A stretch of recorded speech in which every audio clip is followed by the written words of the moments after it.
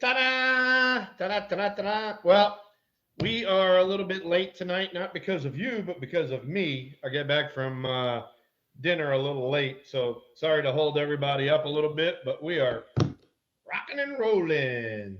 The funny thing is that I don't trip on you one bit because I I don't think you've ever no showed.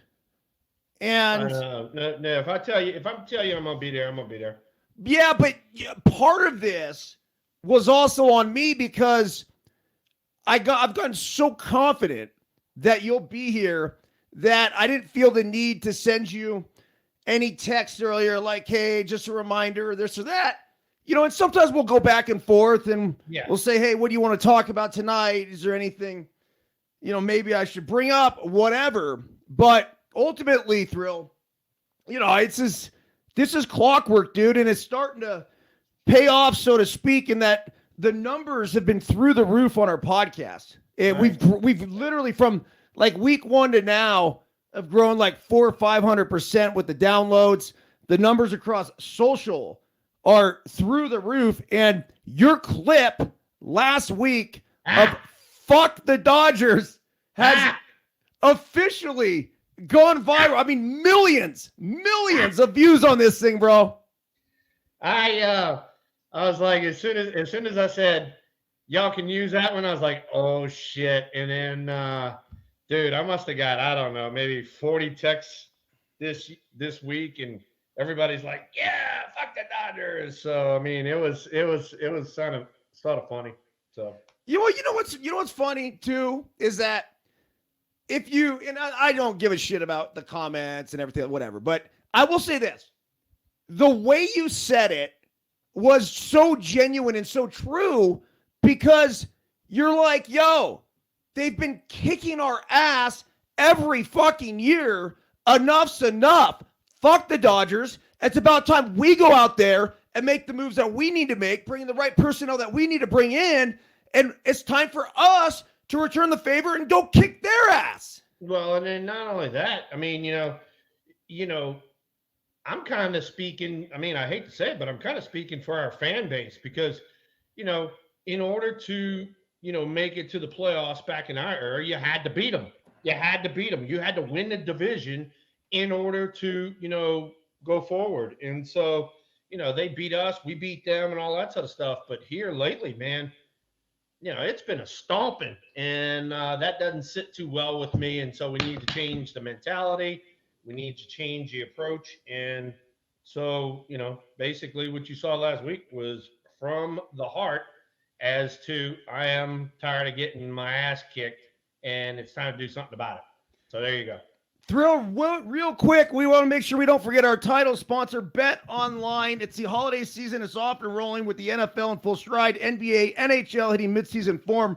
Bet Online is your number one destination for all your sports wagering info. Up to the minute wagering news, odds, trends, predictions. Bet Online is the top spot for everything pro and amateur sports, and not just the big four. Bet Online has info available at your fingertips with both desktop and mobile access at any time for almost any sport that's played, from MMA to international soccer to betting on whether or not two frogs are going to fuck. Bet Online is your destination to lay all of your action. And I've never heard it put as two frogs, but there you go, ladies and gentlemen. From our title sponsor, as read to you by our esteemed host. Yeah, so Thrill, Joe Giuseppe Pepe Manuele and I actually, when we started No Filter Network, the first show that we made was called Two Frogs Fucking. And the joke behind it was that it was going to be a gambling show, and what we would bet on anything, including whether or not two frogs were going to fuck. And here we are, tonight, not legally, of course, now these days, we have an action on the Marshall Thundering Herd. I'm not sure what's going on in that game. Luker, keep us updated. We're live. We're interactive on nofilter.net. Chat is firing. Rodolfo, Gary, Linda, and Gary comes in with the first question here tonight, Thrill. And if you have a question, we will do some Q&A tonight. Fire away in the chat. It's the best thing right now. I realize the knocks. We said we would get to them. We will try to get to them later on. The issue with the knocks is that if we start letting on a bunch of people, it goes onto the pod. So if you guys aren't coming on with top mic quality, obviously video quality, it screws it up a little bit. But the first question is, does Joey Bart have any trade value, or will he just be released? Well, I mean, you got to look at it this way. He's a first round draft choice, so they're not gonna just release him. If you go out and you wind up trading him or whatever you might do, you're gonna get a compensated pick for that. So yeah, no, he's not gonna be released. His big thing, I mean, he can catch, he can throw, just like Bailey, all that sort of stuff. He's got to hit, and I hate to say it, I love Joey to death, but hitting 230, 240 ain't gonna cut it, man. You gotta drive in some runs, do some damage, something like that. Especially, coming with the pedigree that he had and being, 6'4" or so.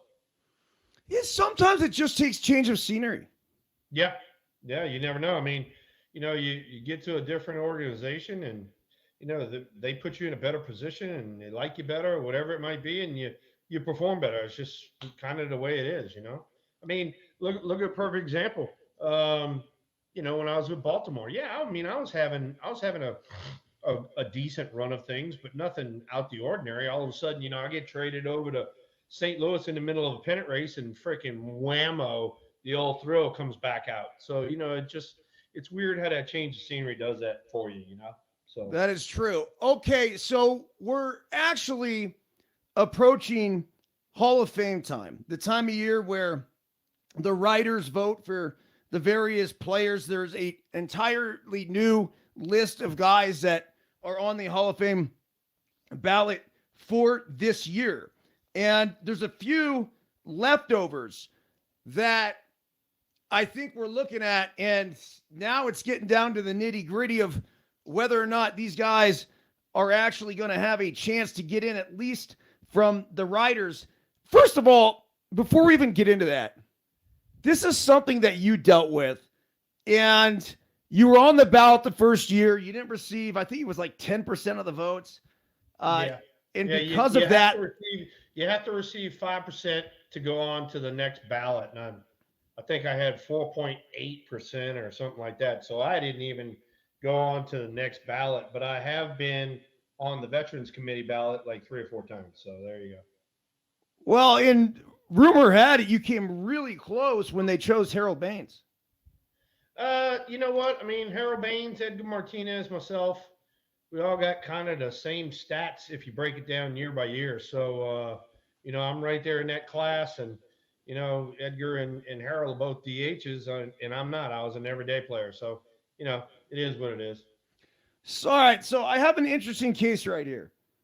In his final year on the ballot, Gary Sheffield actually has come out and given his own Hall of Fame case. Now it says, according to Baseball Reference, former Major Leaguer Gary Sheffield has a higher WAR, 60.5, than Baseball Hall of Famers such as Vladimir Guerrero, Harmon Killebrew, David Ortiz, and Willie Stargell. Yet Sheffield now enters his 10th and final chance to be voted into the Baseball Hall of Fame by the Writers Association of America, still awaiting his invitation. The writers must complete their ballots no later than December 31st, and the results will be announced on MLB Network January 23rd at 6 p.m. This past January, Sheffield 55 reached his highest share of votes ever, increasing from 40.6% in 2022 to 55%. That is far short, though, of the 75% needed for the induction thrill. I mean, one of the things that's keeping him out was his connection to the whole Balco thing. Yeah. And apparently, there was some cream given to him. He never tested positive for any drug test.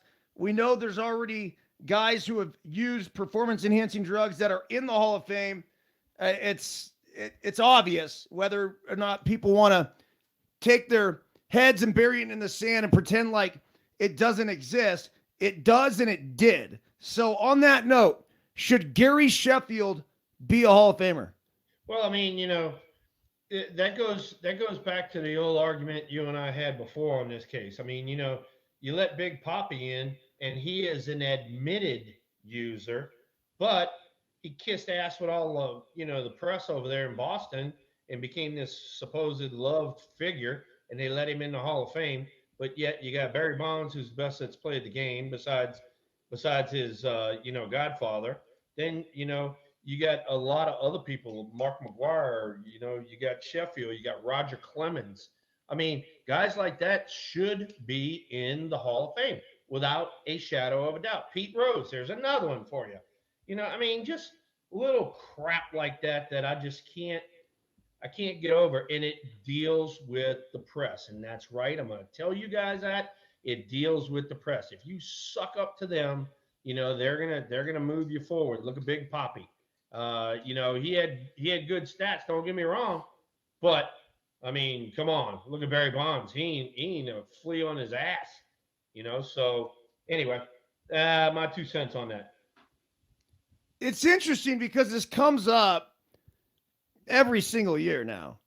And yeah, and we're trying to is because it is in that time frame of guys that used or guys that didn't use, one or the other.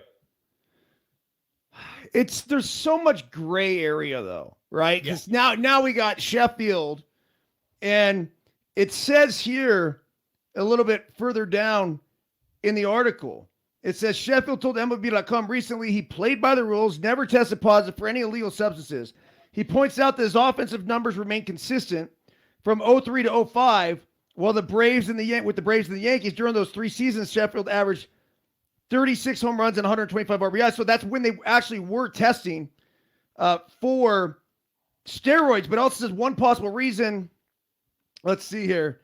Sheffield's name came up in the authorities found by 2003 FedEx receipt from Sheffield to Balco in the home of Greg Anderson, a former trainer to Barry Bonds. In his autobiography, Sheffield said he took the cream given to him by Anderson to help heal a knee injury, but did not know whether it contained any illegal substances. Thrill, I will tell you this. I did not use performance-enhancing drugs, but right now, as a 47-year-old endurance athlete and pickleball player, if you gave me the fucking cream, I'd lather that shit all over my body, man. All right, ladies and gentlemen, we have your first admitted cream user for the Greater Tahoe Area Pickleball League. No. I haven't used it yet. But somebody, for a Christmas present, I want the cream. Send it my way. All right, there you go. Whatever that guy's name, Anderson, send Burnsy some cream. God damn it, he'll lather that shit on. There you go. Hey, so I mean, there are arguments for kind of everybody, and I mean, Gary Sheffield, for a stretch there, he was a really tough out, and as he alluded to, with his stats, I mean, he was pretty consistent through there. You look at Roger Clemens, with the exception of the Herder 1 or 2 years in Boston. I mean, he was real, consistent down through there. And that's the thing, that you look at guys who should have some recognition in the Hall of Fame. It's how consistent they were, and you as a teammate, you as a fan, you as an organization knew what you would get every day when they ran out on the field.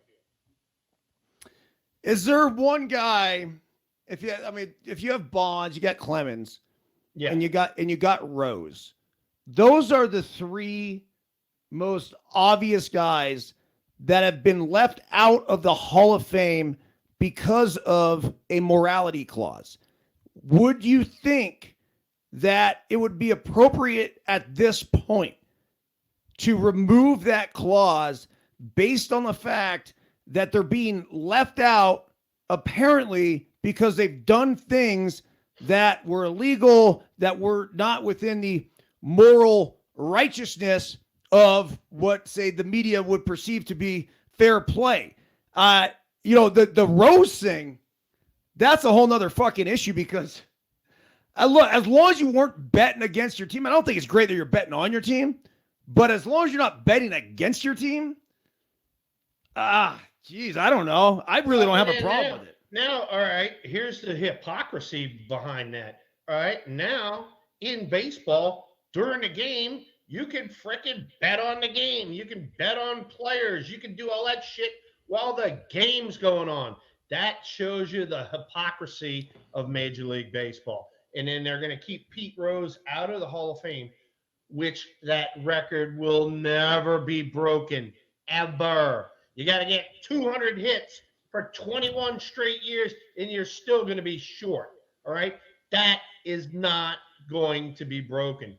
So then you look at Clemens. I mean, come on. Of our era, you want to talk about a dominant pitcher and a guy that just, I mean, could just literally shut down the other team? There you go. And then you got Barry Bonds, steps in the batter's box. Everyone feared him. Everyone. He could do stuff with a baseball bat, and out on the field, nobody else could do. So those three guys should be in the Hall of Fame without even any other consideration. Yeah, I just can't take the Hall of Fame serious until and the thing is, they put those guys in. Here's the thing. Now check this out. All right, the Hall of Fame voting, all right, is voted on by over 400 sports reporters. A lot of them are ex-sports reporters. There's only like legitimately active reporters that vote for the Hall of Fame. There's only 100 and something of those guys. So now you got over 200 of them that have no business being in the sport now, but yet because they used to be back in the day, now all of a sudden they get a vote. They shouldn't have a vote if they're not active. Sorry. There you go. There's another one to jam on the press for you. Is it time for the Hall of Fame to overhaul the process by far. in which it takes? By far, without a shadow of a doubt. Tell you what you do, friggin' do away with the sports writers. Give it to the freaking players. Let the players vote. They know who the hell the bad guys are, and they also know who the hell is the top of the freaking meat. I couldn't agree more. So that's exactly it. No better guys than contemporary players, guys who played in that era. So if all of a sudden there's an era for, say, from 2000 to 2010, you should be going to all the players that had service time in those years and ask them, if you had service time in each one of those years from 2000 to 2010, and there's a player within that era that's on the ballot for the Hall of Fame, those are the fucking guys who should be voting for him. Boom. There you go. I love it. That's very well said. You know, they come up with these idiotic stats all the time, all right? And it has nothing to do with, like, you know, the game. I mean, some of this bullshit, you can't even figure out how they calculate WAR. You can't even figure it out. I mean, it's so complex, all right? But here's one a good buddy of mine sent me, and I got to read this one to you. Stephen Luker, you're probably going to like this one. It's called Win Probability Added. WPA is a modern-day stat that measures how much of an impact each player has on the outcome of a game. So that means whether you win or lose. Will Clark is 56 all-time, ahead of current Hall of Famers Rod Carew, Vladimir Guerrero, Edgar Martinez, Dave Winfield, Mike Piazza, Yogi Berra, etc. So, you know, if you want to look at how the outcome of game is affected by one person, well, then there you go right there. If you want to win, boom, you probably want me or, you know, probably Pete Rose, probably Roger Clemens, probably Barry Bonds on your team. So there you go.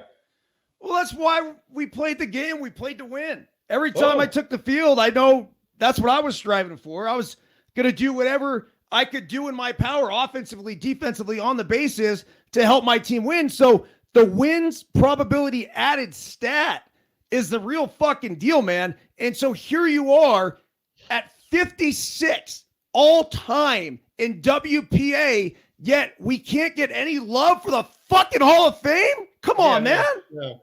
And you know what? I mean, you know, and I'm not saying that to get myself in there. No. I'm just saying that, you know, what these people are being judged by nowadays, I swear to God, I have no earthly idea. what these sports writers are looking at. I have no idea. Speaking of which, you and I were kind of talking about it before we went on air, but you even mentioned Gary Sheffield and how he's come up a few points and all that sort of stuff.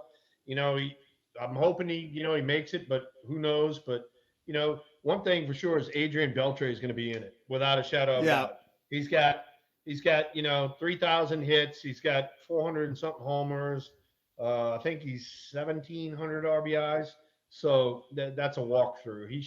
He should be across the board. If he's not across the board, that's another case to get some of these freaking sports writer meatheads out of there. One of the guys who's real interesting that you and I just talked about, you mentioned him, is Chase Utley. Yep. So I want to hear your argument for Chase Utley. So here we go. Well, my initial argument before going through all the statistics is that I played with and against Chase Utley. There was a point in college where the two of us would load up our backpacks with natty lights after practice and go play the VA facility golf course. And I took him under my wing. This is somebody that plays the game like a fucking savage. There are few who went about their business like Chase did. He was a silent assassin. Look out for him every single time he was on the field. He would do whatever it took to win. Through the course of his career, and you watch him with the Phillies in the postseason, look at those numbers. Look at the way he performed. The one World Series that he had, I think it was like 5 homers. And the fact that he was consistently every year putting up very, very good numbers. And the position he played, he was the best of the best, in my opinion, at second base for a long time. He is a fucking Hall of Famer. I don't even have to look at one number, not one. And that would be my original argument. Now, then I can delve into the numbers and start comparing, contrasting, whatever. I'm guessing the numbers are fringy. But all you had to do was play against them, and everything else was not. Correct. And this is where you and I, and it's at WPA we just read, all right? Chase Utley would rank real high in that right there because of what he did on the field to win a baseball game. And, if you look at his stats, 16 years, 259 homers, 1,025 RBIs, and hit 275. But he was a 6-time All-Star. He was in the MVP voting 5 times. He was in the MVP voting. So, from my standpoint and from your standpoint is what else does he bring to the table? He is the ultimate team leader. He's the ultimate gamer that leads by example. He goes out on the field, conducts his business like a pro, and gets W's. That right there for me sheds light on the Hall of Fame. All the guys that just put up numbers and they could care less whether they win or lose. They're always gonna hit, and they're gonna put up numbers, but their teams lose. Sorry, I'm not falling for that guy. So, 2 things about Chase. We were having a team meeting, and they showed a clip of him at second base, and basically he would get the ball and then drop his knee and block the bag. And that was sort of his MO. And so I ran into him the night before, and we were having a couple adult beverages at an adult establishment. And I told him, I said, Chase, I love you, bro. You're like a little brother to me. I'll never forget the days of us slugging natty lights on the Veterans Golf Course after practice at UCLA. If you drop a knee on me at second base, I'm going to take my cleat and I'm going to stick it in your fucking throat. And he gave me this look that was just savage. Yeah.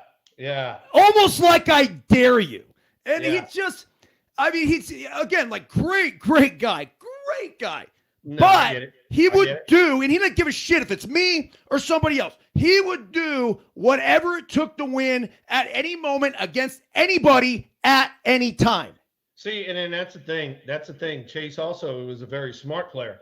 He knew guys like you that were going to go in head first, guy like a Ricky Henderson, guy like, whoever is your big base dealer that's going to go in head first, he's going to drop a knee on you. Yep. He's not going to drop a knee on me because I'm coming in spikes first because I'm going to take him out. If he drops a knee on me, I'm going to open him up with about 10 stitches across his thigh. So he's not going to do that to me. But guys like you, yeah, he's going to drop a knee on you. And that's why I told him, because of that, because I knew that those were the guys he was doing it to. And so then the other thing, Thrill, in the same meeting, Kurt Gibson goes, oh, yeah, and look out for this. Catchers beware. And they showed Chase Utley striking out, which he did a really good job of putting barrels of bats on balls, so it didn't happen too often. But he strikes out, and he's running down the first baseline. And he hears the catcher go inside. He veers off to the inside. He jumps up in the air and tries to time it and literally headbutts the ball, or at least tries to headbutt the ball. And I don't remember if it actually happened or whatever it was, but that's the type of teammate that I fucking want. Here's a guy that could feel sorry for himself, go back to the dugout, make no attempt to run to first base.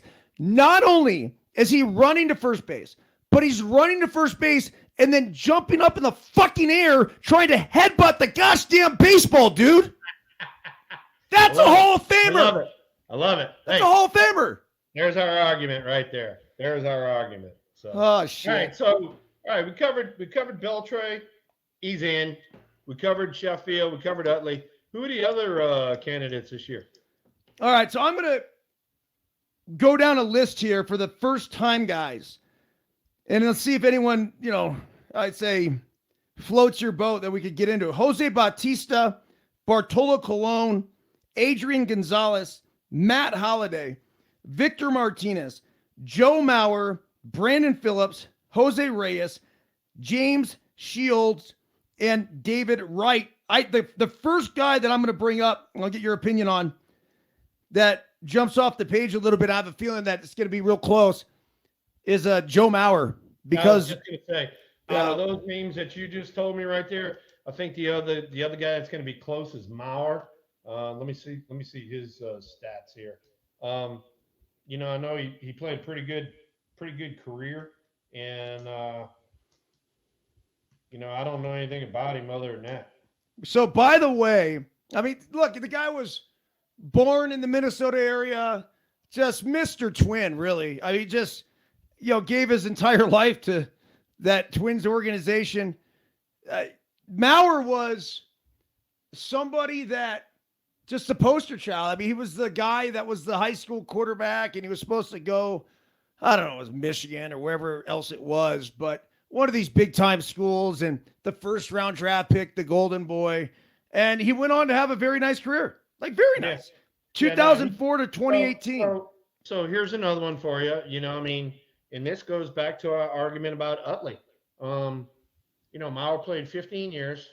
143 homers, 923 RBIs, career batting average of 305. But I mean, other than that, he was the MVP. He was MVP in 2009. 2,000 hits, though, Thrill. He's got 2,000 hits.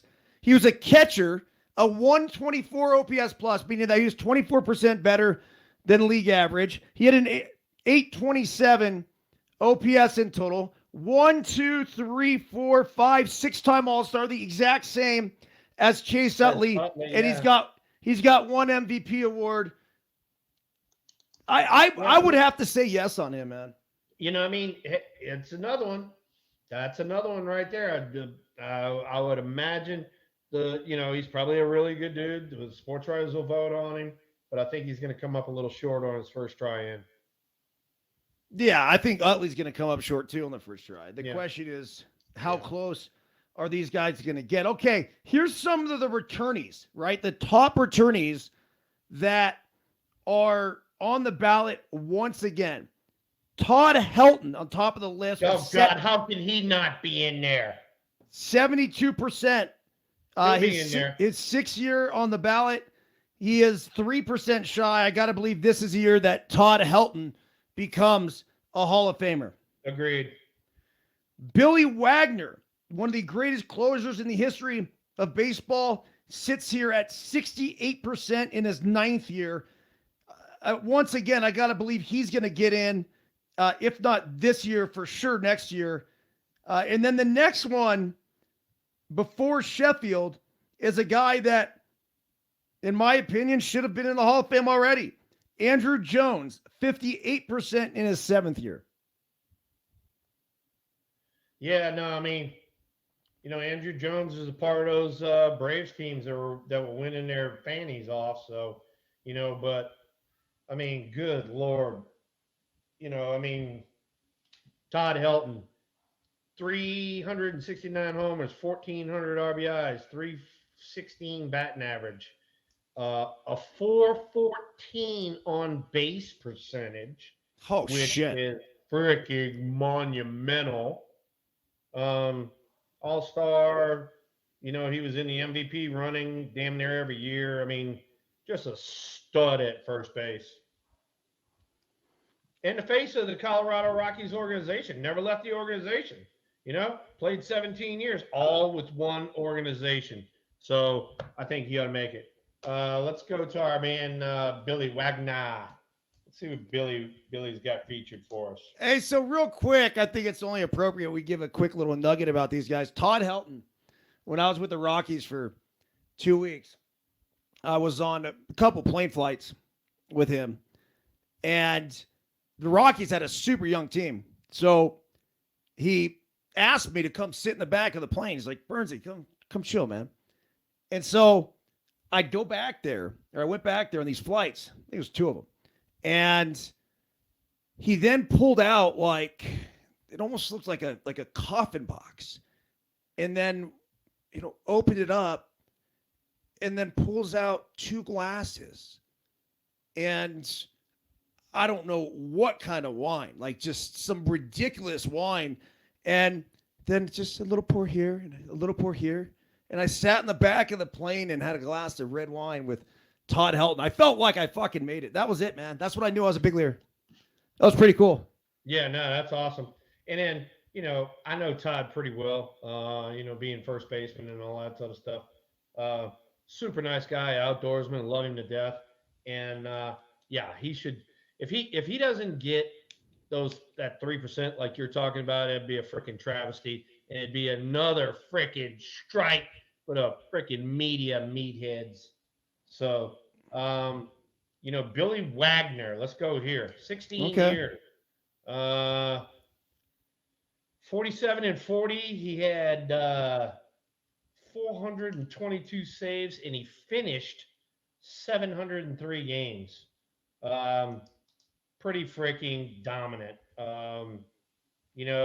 900 innings pitched and almost 1,200 strikeouts. So, well more than an inning pitch per strikeout. So, unbelievable. I think he's another one that he ought to get the percentage points and get in there. What about Andrew Jones? Andrew Jones, I'm on the fence. What do you think? You talk to me about him right now. I just thought he was one of the best to ever do it. And if you look at his 8-year peak, it's through the roof. There was some fall off with Andrew Jones towards the end of his career, but for the most part, this guy was defensively the best center fielder who's ever lived. And if you take those metrics and you back it up with some of the monster offensive years that he had, and the fact that he came up when he was 19 years old, immediately impacted the Braves and their success in the postseason, helped them win a World Series. Fuck, man. Andrew Jones is a Hall of Famer. Yeah, he had some really good years. Matter of fact, 05 was his best year, where he had 51 homers, 128 RBIs. Jeez. He never really kind of turned it on as far as the batting average goes. Big time swing and miss guy. Matter of fact, he had 1, 2, 3, 4, 5, 6, 7, 8, 9, 10, 11. He had 11 years of over 100 strikeouts. He's a career 254 hitter. Even though, but he played in he played about the same time I did, about 2,100 games, 400 homers, 434 homers, 1,200 RBIs. So he and I got the same kind of RBIs, but batting average is down. But the feather in the cap for him is he was a member of all of those Braves teams that all went to the playoffs every year, and then they wound up winning one World Series. That means something, doesn't it? Yeah, you gotta take that into consideration. But it's like, why are your homers kind of lopsided, and why is your batting average down? Why are your strikeouts up? He was more of a swing and miss guy. Another thing too, I always viewed Andrew not only as a really good center fielder. I mean, Gold Glover, damn near every year, but you would think that he would have run more. He only had 1, 2, 3, 4. He only had 4 years with 20 stolen bases. Mm-hmm. So yeah, I don't know. Put it this way: between Wagner and Helton and Adrian Beltre and even Utley, for that matter, I'm pushing Andrew down. Okay, what about Carlos Beltran? Carlos Beltran. Whoa. Take a look at him. I mean, this is going to be an interesting case. Let's look at Carlos. Because I know he had a lot of steals. He had success in the postseason. He has some bulk numbers. I mean, 2,725 hits. He's got a 70 career WAR. So I'm going to compare that to Andrew Jones. Andrew Jones was like mid-60s. 279 average, 837 OPS. OPS plus 119. He was said to be the ringleader in the Astros trash can scandal. So I don't know if that's going to hurt him or not, but where that fits in on the morality clause, I guess we would have to ask each individual reporter. Yeah, no, but he's another guy. I mean, 430 homers, 1,500 RBIs. I mean, you can't shy away from that. That's a Hall of Famer, bro. 312 stolen bases. 312 stolen bases, 435 homers. You're a fucking Hall of Famer, period. Yeah. No. And you got 300 plus stolen bases, only 49 caught stealing. So, yeah, I mean, stud, dude. I mean, stud. He's another one. And that's the beauty of the Hall of Fame. You got these guys that you can argue yay, nay, and all that sort of stuff, but you can't argue yay, nay when your ass sits, 100 yards from the field up in some press box and you have no idea how freaking hard this game is. And so to put up these numbers like a Beltran put up is freaking awesome. Yeah, he even looks better on paper than he did in person. And he was good in person. He was very impressive. But his overall bulk numbers are absolutely ridiculous. 350 on base percentage, 486 slugging. All right, yeah. So here's another thing. I mean, you look at his numbers, and you're talking about bulk numbers. You look at his numbers, and he's much better than Andrew Jones. I mean, so you got to give the nod to Carlos over Andrew. Yeah. Okay. The next, let's see here. Yeah, and he's right behind him. I mean, Carlos Beltran's at 46.5% from last year. Andrew Jones is 58.1%. Andrew Jones is in his 7th year, though, and Carlos Beltran is only in his 2nd year. It looks like he'll be a Hall of Famer for sure. The next two guys. The only problem is if they hold that freaking cheating scandal over his head. They could? If they hold that over his head, then he might be held down. You never know. Well, speaking of holding shit over their heads, the next two guys on the list, Alex Rodriguez and Manny Ramirez. What do we do with them? Oh, my God. I mean, obviously they had Hall of Fame numbers, both of them.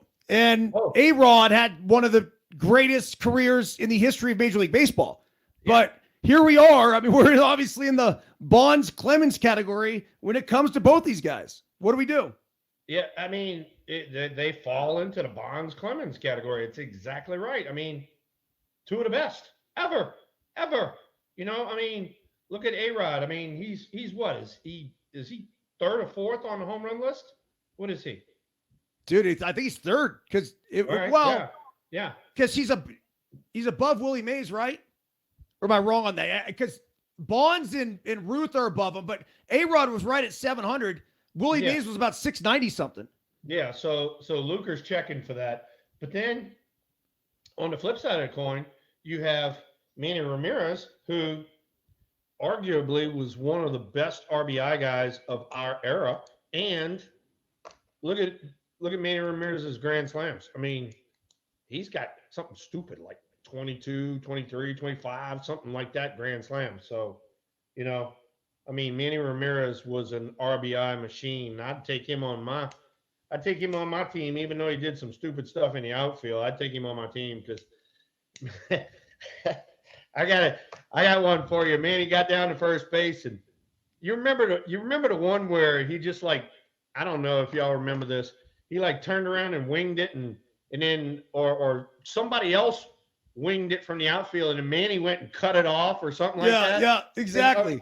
And I got him at first base, and I go, Manny, what the hell were you doing? This was like a week later or whatever, right? He comes up and he goes, Trill, he goes, you got to drive in more than you let in. I'm like, that's so Manny. That's so Manny.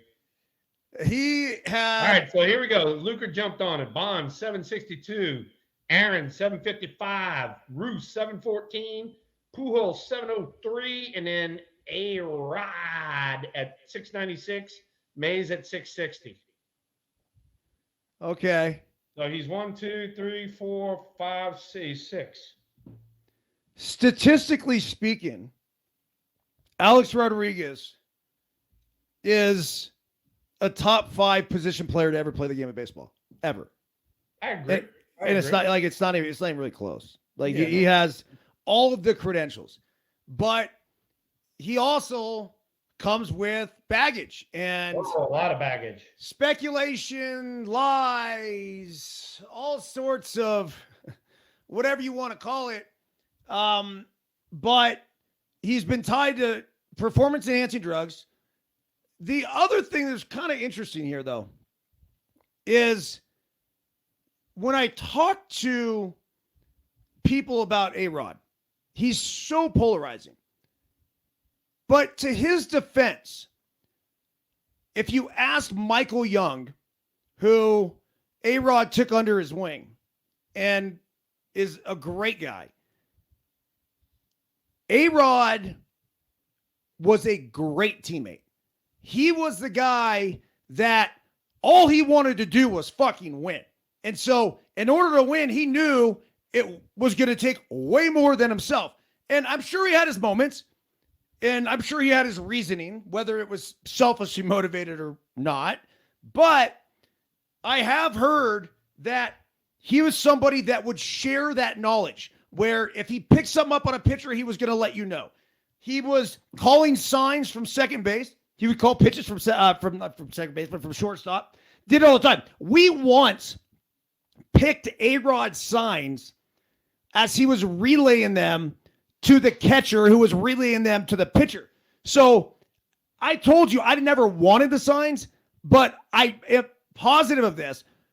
We would go get the signs to figure out what pitch is coming from A-Rod because he wanted to have his hand in fucking everything and be that dude. And look, part of me, I was said kind of like, I can't blame him. The guy wanted to win, and he did everything at all cost to do it, including PEDs.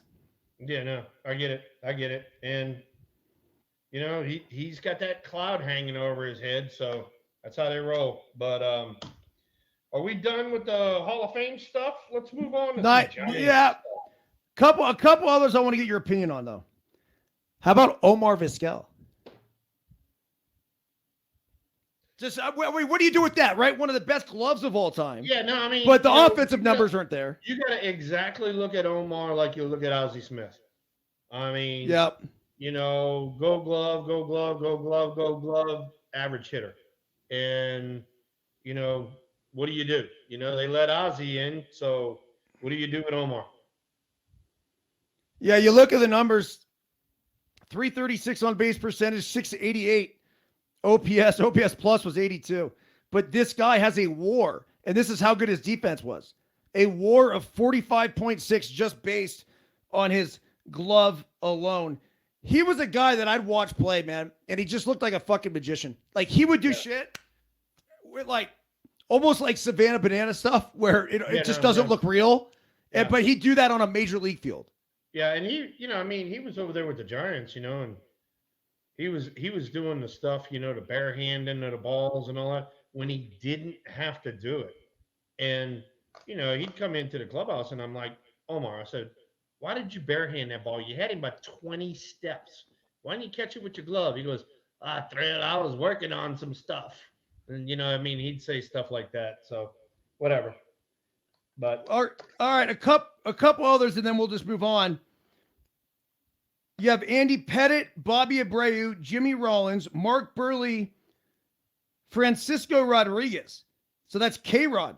I thought he was K-Rod. K-Rod was fucking legit. He record on saves there for a while. Oh, he was dude. If you look at my numbers against K-Rod, I have worse numbers against him than anybody else. I want to say like 0 for 8 with seven strikeouts. I could not hit that dude. He was fucking filthy. Four-seam riding fastball. The hook was completely unhittable for me. Then the last guy on the list, who was at 6.9%, and a guy that I admired and looked up to, and I chased a lot of his numbers.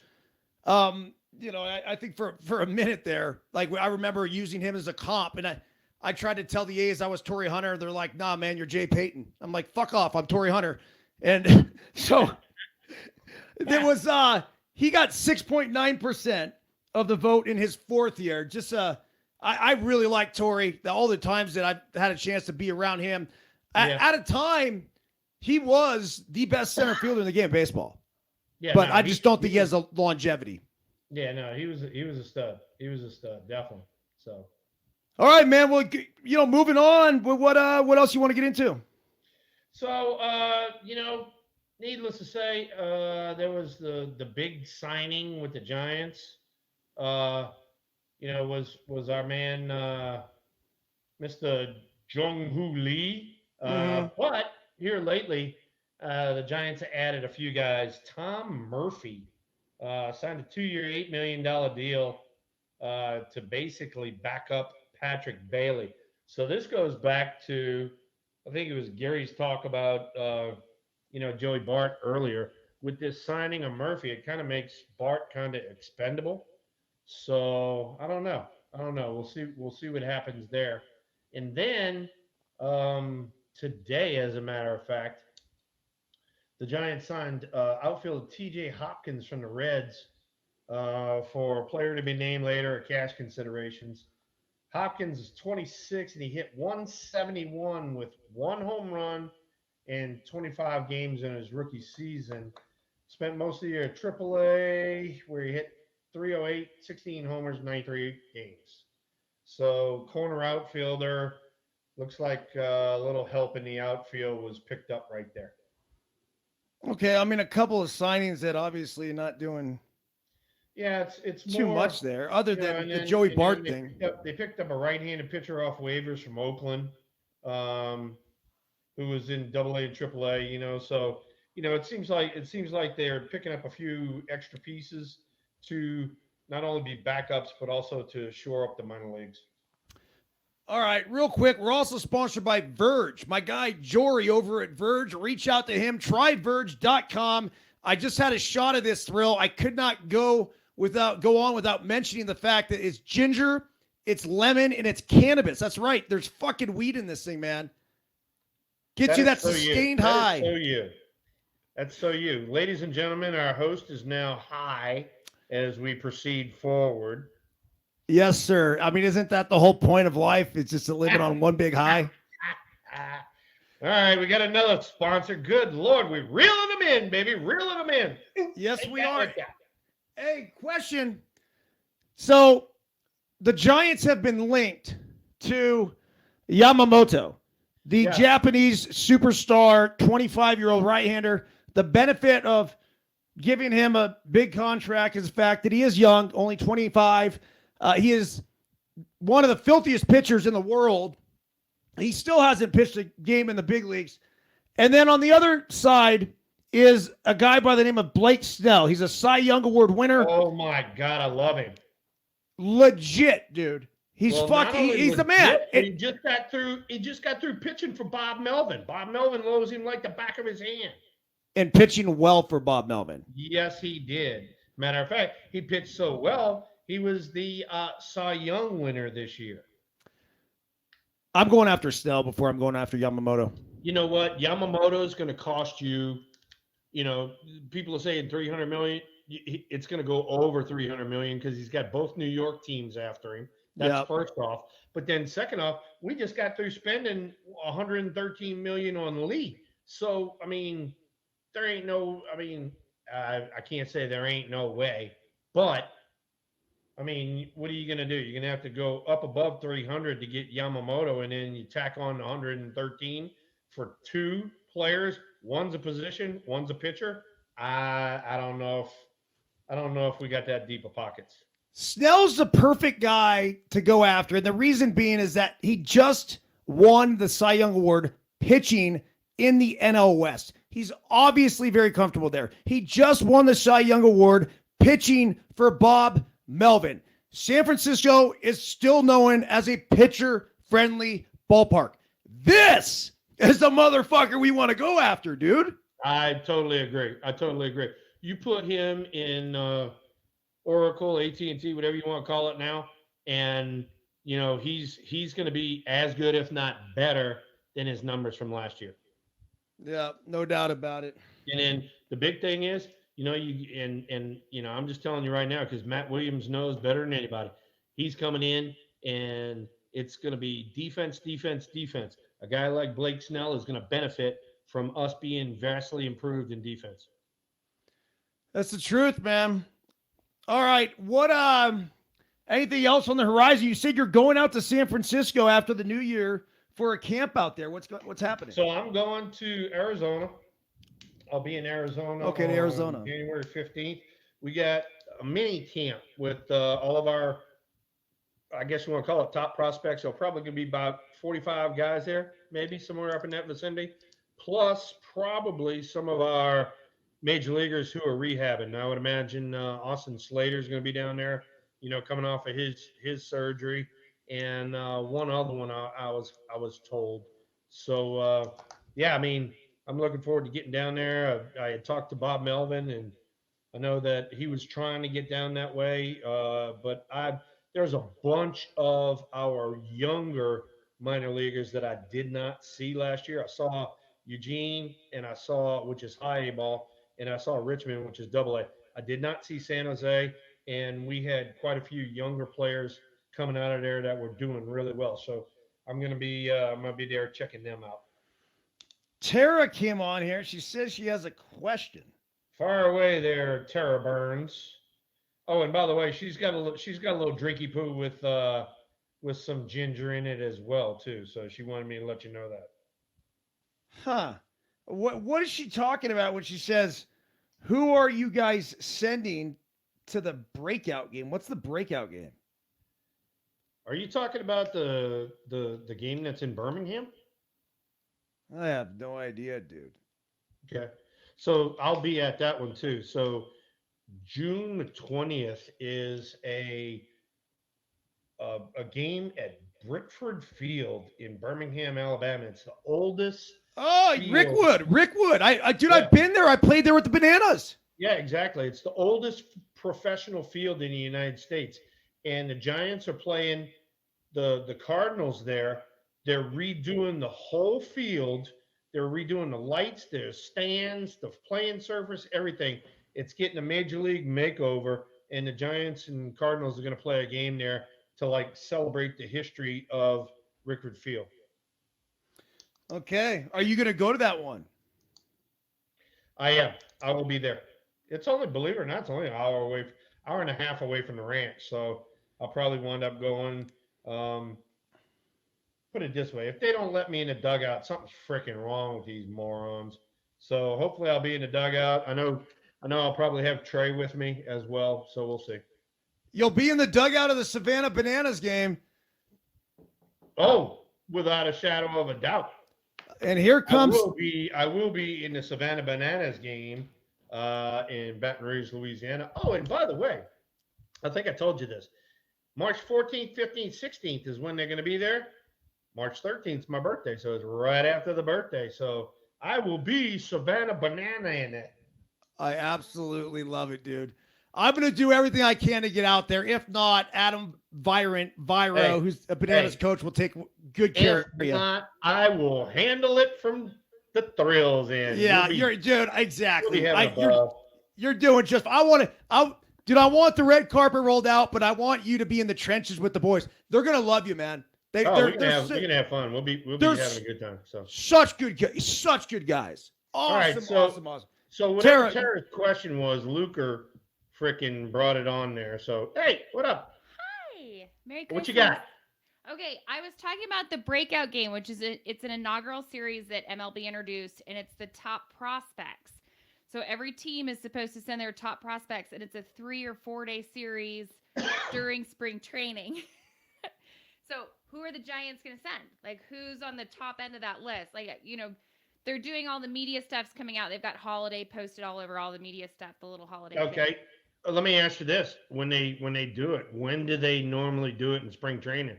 Do they do it early, late, or what? It's brand new, and it's right smack in the middle. So it's going to be that weekend that you're with Savannah is the breakout series for MLB. They're doing one in the Cactus and one in the Grapefruit. You have an LTP tournament that weekend, and the girls have a ski race. All right. So if it's that weekend, that's kind of, believe it or not, it's kind of at the end of Major League spring training, which would be right in the middle of the minor league spring training. And normally when they have, these kind of things, they'll grab a few selected players and say, you gone. And it's just to kind of represent the organization. I will ask about that in January and when I'm at minicamp to see if they have, anybody that they're leaning towards. And I'll have an answer for you in January. Sweet. I can't wait. They're brightest stars, I'm guessing. Yep. Is that today? Well, that's something new. I'm glad you brought it up, Tara. And Luca, thanks for doing the deal on it, but I didn't know anything about it, so this is something new to me. All my Instagram feed is horses and baseball, whether it's travel ball for 12U kids or big leagues or whatever, and then the occasional recipe. So I got you. What's on television tonight? Oh, just chicken noodle soup. I'm trying to conjure some snow by making it feel like it's cold outside because we just got 3 days of rain.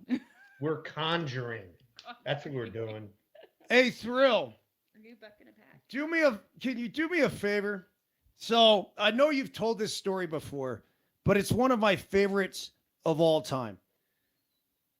When Jennifer Montana parked behind you. Oh my God. At a Niners game, a preseason Niners game, when you guys, I believe, were still in season with the Giants. Yeah. So what happened?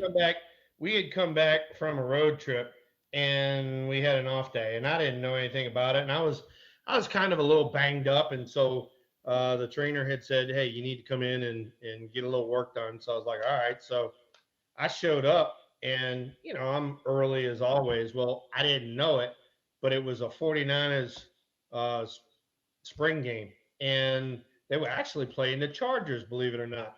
And we didn't have assigned parking spots. You just freaking pulled in and parked, And so, there's all these cars in the parking lot, and I find the first spot. Ooh, I whip it in, So go out there, I get my treatment, and then the guys, Dwight Clark and Joe and those guys, they're like, "Hey, why don't you stay, and watch the game?" So, I stayed for damn near 3.5 quarters. I was on the sidelines, which was amazing watching those guys. It was a different world out there. And I leave a few minutes early. I'm going to beat the crowd getting out of there, all that sort of stuff. And there's a I think it's a Jaguar. So I'm parked right here, and she's like vertically to me, and I can't get out. And so I go to a security guard that's right there in the parking lot, Candlestick, and I mean, we know them all. And I go, hey, somebody's parked right behind me. Can we move it? And he goes, oh no. And I go, what? He goes, that's Mrs. Montana. And I go, Jennifer? He goes, yeah. I go, well, maybe is there a way that we can find Jennifer? Well, you're gonna have to wait till she comes down after the game and blah blah blah blah. So anyway, so Jennifer shows up after the game, and I said, "Hey, Jennifer, Will Clark, how you doing? How's everything?" I said, "I hate to say it," I said, "but you kind of parked behind me, and I need to get out and leave." She goes, "Well, you took my spot," and I go, "Excuse me? Well, that's my spot during the football games." I go, "Lady, this is freaking baseball season. Y'all are in spring training." I said, "Move your damn car." And she just like turned around and walked off, right? So I'm like, oh, this bitch. So, so I go into the clubhouse, and I mean, I don't even make it in the door, and there's Dwight Clark. And I tell Dwight the story. Dwight's like, I got this. And all of a sudden he comes out, and he's got these three, I mean, freaking monsters. And they proceeded to pick up the front of her car and move it. Then they picked up the back of her car and they moved it. Then they picked up the front of her car and moved it. Then they picked up the back of her car and moved it. And they moved it all the way up against the wall at Candlestick, so she couldn't get in the driver's door. And the whole time her car's going beep, beep, beep. And I got in the car, pulled away, thanked Dwight and the guys, gave them a big high five and a big hug. See ya! See ya, Jennifer. Oh, dude, I love it. Needless to say, Jennifer don't talk to me too much now.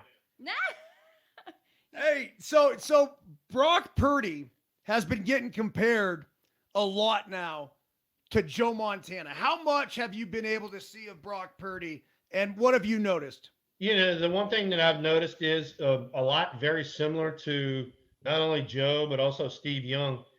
He does a real good job of leading the game, following the game plan, and not turning the ball over. And it's kind of, I mean, when you watch the 49ers, it's real methodical. I mean, it's like boom, boom, boom, boom. Yeah, I mean, they're going to have some big plays in there, here and there. But for the majority of the time, I mean, it's real methodical, following the game plan, not turning the ball over, and then their defense is doing a hell of a job. What was that like being in San Francisco the whole time during that Niners dynasty? That was amazing. I mean, because it was like a a brother situation. I mean, especially with Dwight Clark and I. I mean, we were good friends, and then Joe and Steve and Jerry Rice and Roger Craig, Harris Barton, all of those guys would come out to the ballpark, be in the dugout, they come on the field, take batting practice. I mean, so it was a big brother love situation, and you pulled for them as much as they pulled for you, because you knew that when they packed the house, it was going to flow over into you. Everybody wants to come see the 49ers doing real well. Then they want to see the Giants doing real well. So it was great. So, Thrill, my dad took me to the Super Bowl in New Orleans in 1990. It was after the 1989 season. Bro, it was the first time I ever met you. And obviously, you're not going to remember this, but you were cruising down Bourbon Street. And there you were. You had like an entourage of about 6-7 dudes you were rolling with. And Barbara Barnum, who had like a single season ticket behind home plate at Candlestick, was there. She went with my family to the Super Bowl, and she's like, come here. And she like drags me over. She's like, you got to meet Thrill. And she went up to you like you guys were long lost best friends. And she's like, Thrill, meet Eric. He's going to be a big leaguer one day. You're like, right on, kid. And like, put your arm around me. And I'll never forget it for the rest of my life. And you know why? Because right after that, I went and had my first hurricane. I was 13 years old. Oh, look at you. Go get wasted on Bourbon Street. Look at Fuck yeah, man. All right. So, I told you the guys used to come on the field and all that sort of stuff. So you've seen that picture, but there it is right there. It's so good. That's Dwight Clark on this side over here, on that side, me in the center, and then Joe the Man Montana. Let me get this in there better. Come on, camera. Whoop, freeze. Anyway. There we go. but that's on the field. That was on the field at Candlestick, and you know, I'd even tease Joe and those guys. I was like, hey, dude, can you do me a favor and tell the linemen to take it a little easier on the freaking 20-yard line? I said they just mauling the freaking first base infield over there. I'm taking freaking one-hop grounders off my face because these guys looks like the planet of the moon out there after they get through playing. Hey, Thrill, last question here and then let you go. No, I got to play 7 degrees of separation, but go ahead. Okay. They showed a clip the other night during the Niners game, and Al Michaels was actually on the call, and it was a picture of Candlestick Park. Yeah. And they showed it. That was then. This is now. And you see this big empty space there. What do you think when you see that? You know what?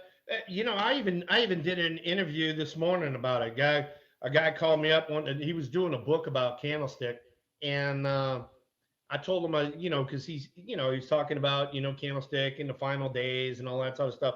The one thing that I told him that I thought should have happened was I thought that they should have imploded the thing. It's like, all right, look, we did what we need to do, boom, and we're done. Instead, they took it down piece by piece, and it was like they just kept ripping these little pieces out of your heart, and the last thing that was standing was that Gate A escalator. That thing stood up there for 6 months. Every time I drove by it, I was like, oh my God, will you take the damn escalator down? And so I mean, I get it. They needed, to move on, and they were down in Santa Clara, and we were up yonder. But I wish they'd have imploded the thing instead of taking forever just to dismantle it. San Diego did. We imploded Jack Murphy. But we have seats to Candlestick and to Jack Murphy in our front yard. Oh, nice. Yeah, we nice. snagged both of them. Nice. So we met at Jack Murphy, dude. Yep. You told me that. That's awesome.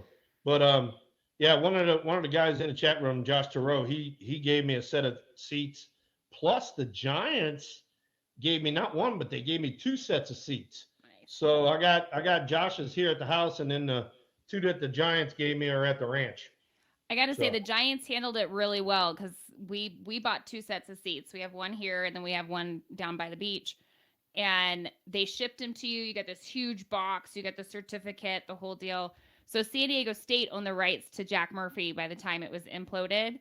And it was like, hey, drive your truck through the lineup with your little ticket, and we'll throw them in the back for you. Oh, my God. Took us a little longer to get those seats. But yeah, no, but hey, another thing, too, and Eric knows this because, you do an autograph signing here and there. But, man, those, seat backs, I couldn't tell you how many Candlestick seat backs I signed. I probably signed a minimum of 2,000. And the Giants even had them. I mean, they had 40 or 50 of them, and I signed a bunch of them. But some of those baseball card shows and all that I was doing, these freaking seat backs would show up out of nowhere, and I'd have to sign a bunch of them. All right, Thrill. I think Tara has one final question for you. She said something about 7 degrees of separation, honey. Go. Well, we started talking about the Niners, and Jerry Rice recently had a record tied. So McCaffrey tied Jerry Rice's single season touchdown record, right? So is that what it was? His touchdown record? Okay. Yeah, all right. 20 or 21 or yeah. So what is McCaffrey's connection to you, Will? It goes through your daughter. Oh my God. Don't start there, Tara. All right. I don't know. You're going to have to explain this one to me. All right. He's currently engaged to Olivia Culpa, who was in Miss Universe 2012. There you go. See, you're safe. It's just by so association. My daughter knows her. All right, I get it. Nice job, Tara. That was a good one. Throw it in there. I was like, what's he hitting on my baby girl? Or what? What's going on? Well, I mean, my other question, did you ever have any run-ins with Ed McCaffrey back in the day? I mean, he was a great football player, receiver for the Denver Broncos. Yeah, no, I didn't. I knew who he was. I've never met him before, and I did know that, Christian he's just a stud, man. God almighty. I mean, I mean, you see him at Stanford, but you're like, how's this going to relate into the pros? And to watch him do what he's doing on the pro level, oof, he's a stud. He's up there. If you had to give the MVP award right now to one of two guys, would it be Brock Purdy or Christian McCaffrey? Everybody always likes to give stuff to the quarterback, so I'm going McCaffrey. Fuck yeah, man. This goes back to your argument about offensive stats for Hall of Fame versus defensive players that just made a difference in the defense. Yeah, exactly. And he's not defense, but still. The quarterback's got to wear the freaking weird jersey. Oh, you can't hit me and all that sort of stuff. In the meantime, all the rest of everybody's getting their asses handed to them. It's like, give it to McCaffrey. He deserved every bit of it. All right, Thrill. Well, I mean, I imagine that's it, dude. Have a Merry Christmas, bro. I mean, Hey, look forward to it. I am going to be at the ranch in between Christmas and New Year's, and then after the first of the year, let me pull this up. Hang on. Should go to Dallas. January 2nd is Tuesday, and I'm open if you want to do a broadcast. In. All right, and then that way we can find out what Tara got you for Christmas and vice versa. Yeah, man. We'll be going to, I think I leave on the 3rd or 4th to go to the thing in Dallas. But yeah, let's do the show on the 2nd. That'll be that'll be awesome. I'll make sure he wears one of his Christmas presents. Oh, look at you. Hey, all I know is there's a bunch of boxes that are showing up here at this house. And I asked Lisa, I'm like, what are you doing? She goes, oh, I got to give Christmas presents for everybody. I'm like, freaking the FedEx guy today, he backed up to the front door. I'm like, seriously? How much do you have to unload? Make it stop, dude. I tell her this every fucking day. Make it stop. Enough's enough. No more boxes. Hey. Thank God I cut down a few trees here and there. I'm supplying freaking Amazon with boxes. Oh, jeez. Half our boxes that come are for Ann Burns. What are you talking about? Yeah, Troy's wife sends all sorts of stuff here. I think probably just to hide it from Troy. I don't know. But we literally look like an Amazon headquarters, like a shipping facility. You know what's funny though, and Lisa says it, and I know Tara, you've been saying it too, is she'll order like 6 things, right? And you would think, all right, look, I'm gonna put all 6 things in a box and I'm gonna send it to her. No, you get 6 boxes with one freaking thing in it. It's like, come on, man. Yes. And most of what I ordered is laundry detergent and toilet paper because we live in the boonies and they don't have it up here. Oh, look at you go. Anyway, all right. Hey, now, Josh, now I know we're going to get Burnsy. We're going to get him a case of toilet paper, send it to his house.